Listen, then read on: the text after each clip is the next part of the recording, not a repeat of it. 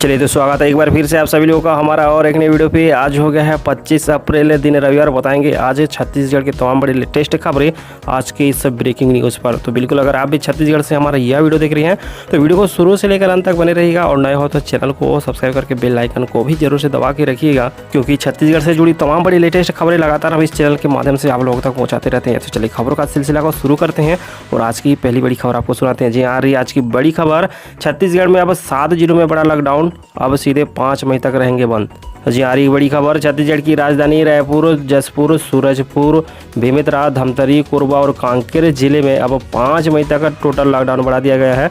कोरबा को छोड़कर अन्य 6 जिलों में 26 अप्रैल तक, जबकि कोरबा में 27 मई तक और लॉकडाउन की घोषणा की गई थी। वहीं मंत्री रविंद्र चौबे ने कहा कि हर जिले की स्थिति के हिसाब से फैसला लिया जाएगा। उन्होंने कहा कि रायपुर में लॉकडाउन बढ़ेगा और कलेक्टर इसे लेकर गाइडलाइंस जारी करेंगे। प्रदेश भर में संक्रमण के 17,397 नए मामले आए, वहीं 219 मरीजों की मौत हुई।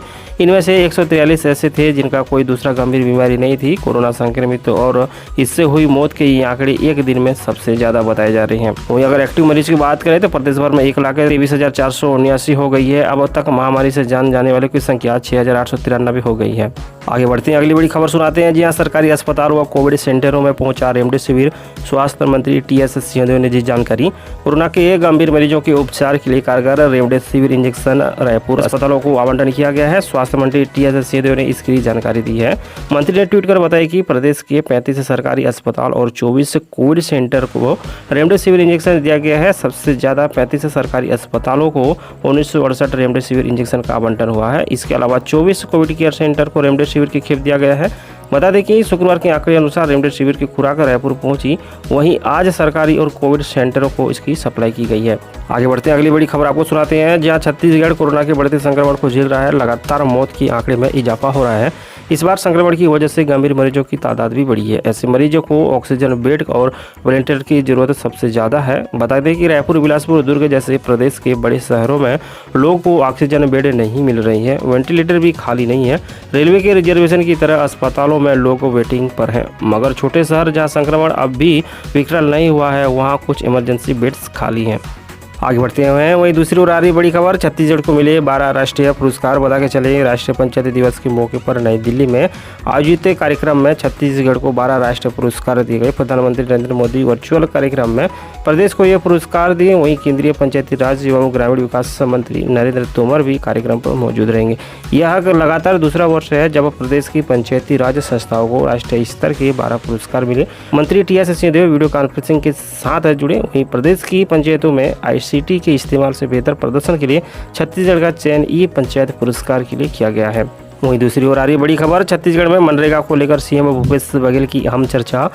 राज्य सरकार ने मई और जून माह का खाद्यान्न एक मुश्त देने का फैसला किया है। साथ ही गांव में ग्रामीण की राय लेकर मनरेगा में काम चालू रखा जाएगा।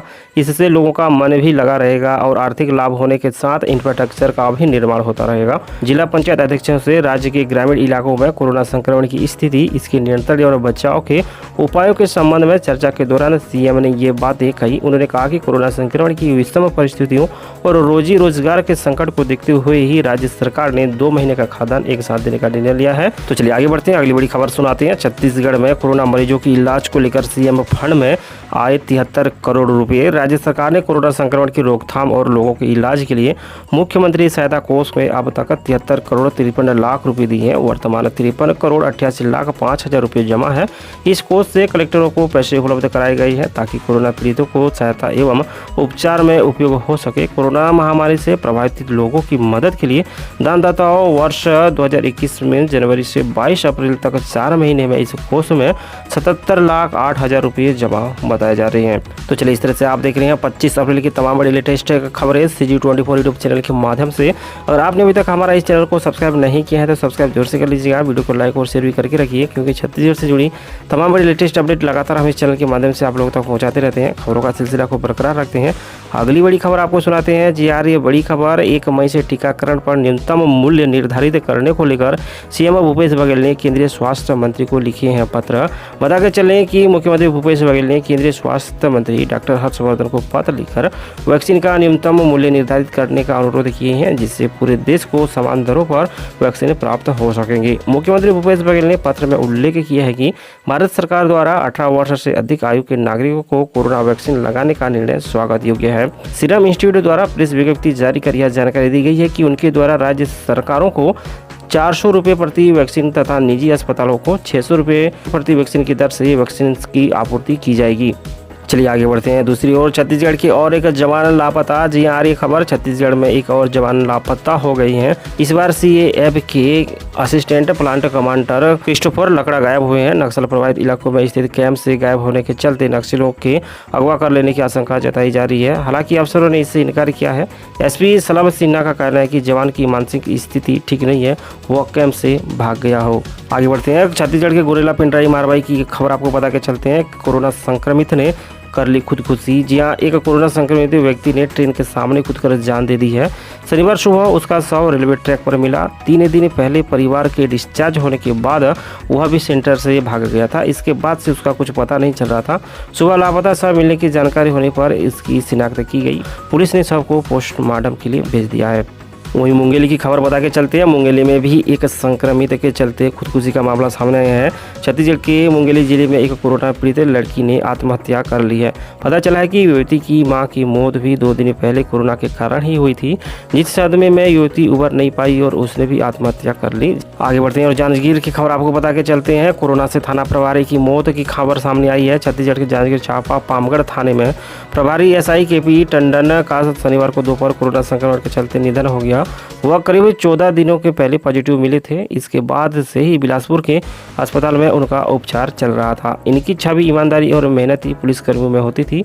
जानकारी के मुताबिक पामगढ़ थाना प्रभारी केपी टंडन की 9 अप्रैल को तबीयत बिगड़ी थी।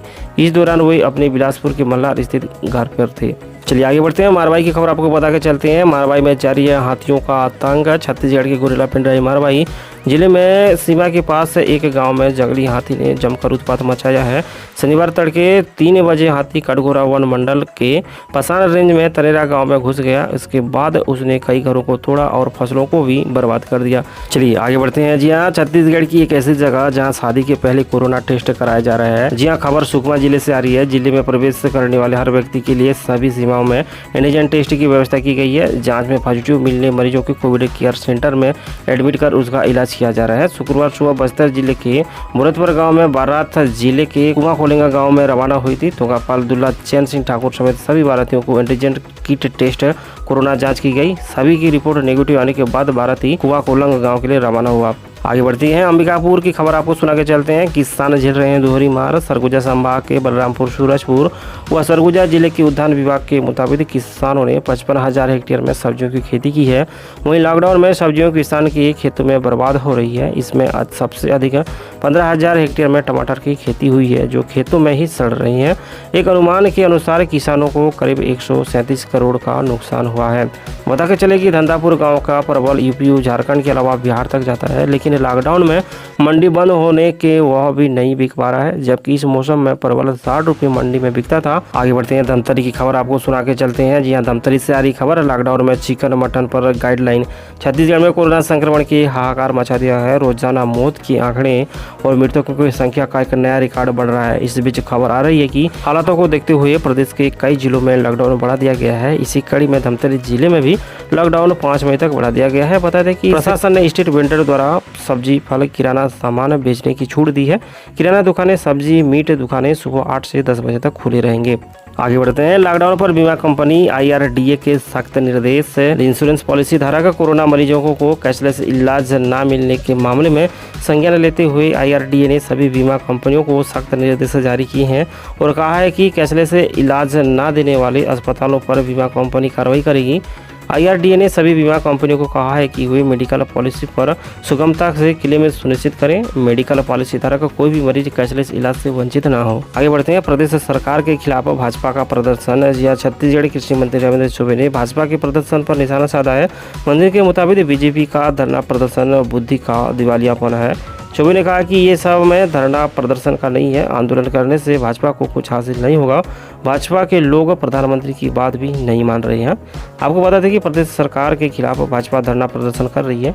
पूर्व सीएम रमन सिंह के बंगले के बाहर धरना प्रदर्शन चल रहा है। प्रदर्शन में रमन समेत राम विचार नेता पवन साय और अभिषेक सिंह मौजूद रहे। तो चलिए, इस तरह से आप देख रहे थे 25 अप्रैल की तमाम बड़ी लेटेस्ट खबरें CG24 यूट्यूब चैनल के माध्यम से। और आपने अभी तक इस चैनल को सब्सक्राइब नहीं किया तो सब्सक्राइब जरूर से कर लीजिएगा। वीडियो को लाइक और शेयर भी करके रखिए, क्योंकि छत्तीसगढ़ से जुड़ी तमाम बड़ी लेटेस्ट खबरें हम इस चैनल के माध्यम से आप लोगों तक पहुँचाते रहते हैं। तो मिलते हैं कल और एक नए वीडियो और एक नया लेटेस्ट अपडेट के साथ। तब तक के लिए हमें दीजिए इजाज़त। नमस्कार।